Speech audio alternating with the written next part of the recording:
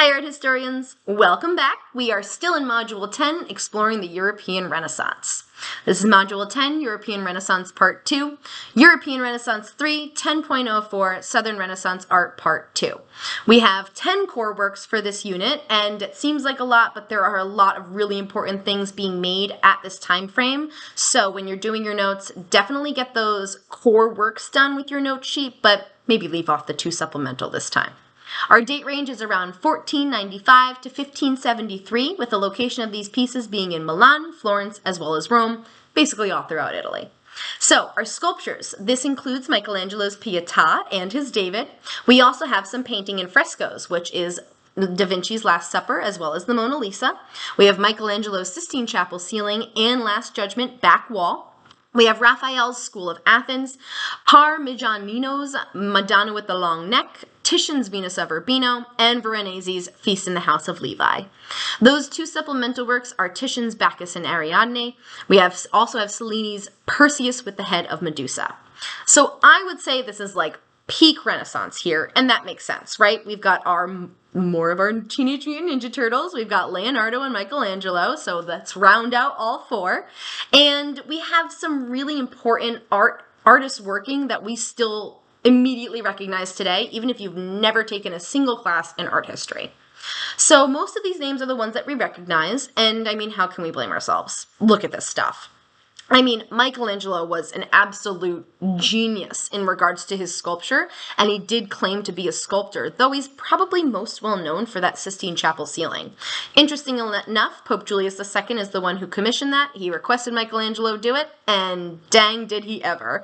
I mean, the amazing amount of talent and skill that it took, not only just to paint all of those fresco pieces, but to come up with the actual mixture for the fresco itself. Italy has quite a variety of temperatures and climates throughout the entire peninsula, and so if you were to mix water and lime to get that plaster substance for your fresco application in Florence, it would look very different than what it does in Rome. And so Michelangelo had quite a learning curve with this.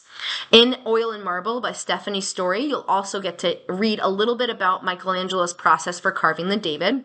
He started with what is famously known as the Duccio stone, a name that probably sounds familiar to you, and he was able to carve the symbol of Florence out of it. This is just before David has entered the fight, so he holds the slingshot over his arm. He is looking back, and he has this menacing, stark glare as he looks Goliath in the eye before he is about to enter battle. This David is about 17 feet tall, and one of the rumors I've heard about it is that this was like basically Michelangelo's dream look. This is what his goals were, #goals, #dreambod. Michelangelo thought he was not the most attractive person, and this is like widely written about, so it's kind of interesting to see how artists' personal opinions and mental health even back then do affect what they're creating now in such a wonderfully rich narrative way. So we've got Da Vinci's Last Supper, which is located in Milan, protected very carefully during World War II. Pictures of that are absolutely incredible. And he is employing 2 different paint types here. So he is attempting to combine both oil paint and the tempera paint, which immediately did not really combine well and started flaking off. So it's kind of incredible to have what we do now of that painting because it did immediately need restoration. Of course, we have the Mona Lisa, now located in the Louvre. If you've had the chance to see it, it is far tinier than you would ever think. The crowd itself warrants more impressiveness. But our beautiful Mona, she is always following us with her eyes with the perfection of a technique called sfumato, which Da Vinci is absolutely the pioneer of. Michelangelo's Sistine Chapel and Last Judgment I was able to see in December. You are never allowed to take pictures, but I took a little sneaky one. So we've also got Raphael's School of Athens, which is located in the papal libraries of the Vatican City.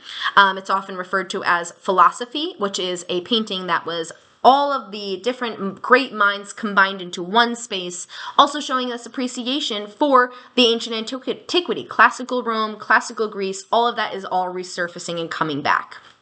Madonna with the long neck is starting to jump into mannerism a little bit, which is really, really interesting in regards to the proportions.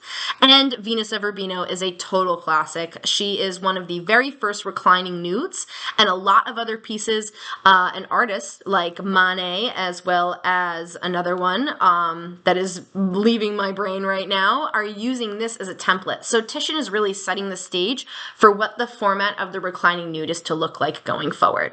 I hope you enjoy learning all about the Renaissance. Next module, we are going to jump right back into Indigenous artwork, and I will teach you all about that then. Bye, everybody.